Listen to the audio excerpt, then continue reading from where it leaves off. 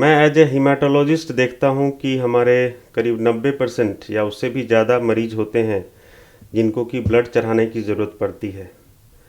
और हीमाटोलॉजी विभाग में ही नहीं, बहुत सारे ऐसे सर्जरी होती हैं जिनसे पहले खून की कमी रहती है तो ब्लड चढ़ाना पड़ता है। एक्सीडेंट के मरीज आते हैं जिन्हें कि काफ़ी रक्तस्राव के कारण खून की कमी रहती है और उन्हें ब्लड चढ़ाने की ज़रूरत पड़ती है। तो हमारे समाज में, हमारे राज्य में बहुत सारे ऐसे व्यक्ति हैं जिनको ब्लड की ज़रूरत पड़ती है।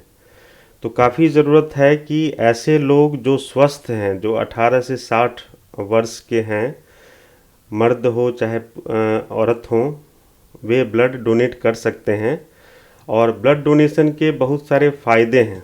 जैसा कि आप लोगों ने सुना होगा कि रक्तदान एक महादान है। क्योंकि हम अपने शरीर का कुछ भाग देते हैं, कुछ अंश देते हैं और उससे किसी की जान बचती है।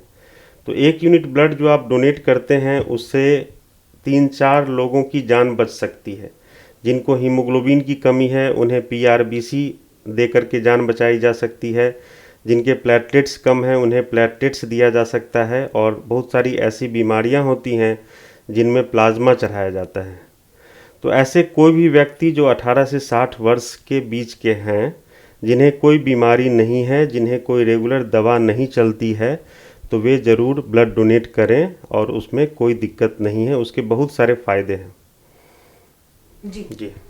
डॉक्टर साहब, कभी कभी ऐसा होता है कि कुछ लोगों को रक्तदान करने से मना किया जाता है, कुछ लोग बिल्कुल भी रक्तदान नहीं कर सकते हैं। तो ये कौन से लोग हैं जिन्हें रक्तदान नहीं करना चाहिए?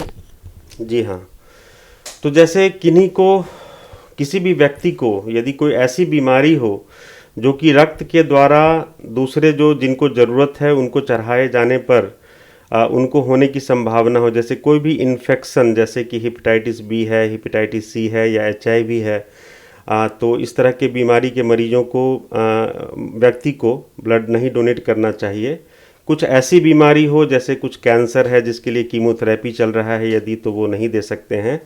और यदि पास्ट में किसी को जॉन्डिस हुआ हो या कुछ अन्य ऐसी दवाई चल रही हो, कुछ ऐसी बीमारी हो जो कि कंट्रोल में नहीं है, जैसे डायबिटीज़ है लेकिन वो कंट्रोल्ड नहीं है, ब्लड प्रेशर है वो कंट्रोल्ड नहीं है, तो वैसे व्यक्ति को ब्लड डोनेट नहीं करना चाहिए। डॉक्टर साहब, जब एक व्यक्ति अब रक्तदान करता है तो 2 बार जब वो रक्तदान करे तो उसके बीच का जो गैप होता है, वो अंतराल कितना होना चाहिए? तो इसमें यह समझने की ज़रूरत है कि हम लोग 2 तरह से ब्लड डोनेट करते हैं। एक तो होता है जो नॉर्मल डोनेशन, जैसा कि आप लोग देखते हैं कि होल ब्लड हम लोग डोनेट करते हैं। उसमें करीब 400 से 450 ml ब्लड जो है निकाला जाता है। तो इस तरह के होल ब्लड डोनेशन की जो अवधि है वो कम से कम 3 महीने पे करनी चाहिए ब्लड डोनेशन। और एक होता है जो हम लोग प्लेटलेट डोनेट करते हैं, जिसे सिंगल डोनर प्लेटलेट डोनेट करते हैं। तो उसके लिए है, जैसे किसी को प्लेटलेट की कमी है और हम जा रहे हैं प्लेटलेट डोनेट करने के लिए, तो सिंगल डोनर प्लेटलेट जो है वो सप्ताह में 2 बार तक हम लोग डोनेट कर सकते हैं या वर्ष में 18 बार तक हम लोग SDP डोनेट कर सकते हैं।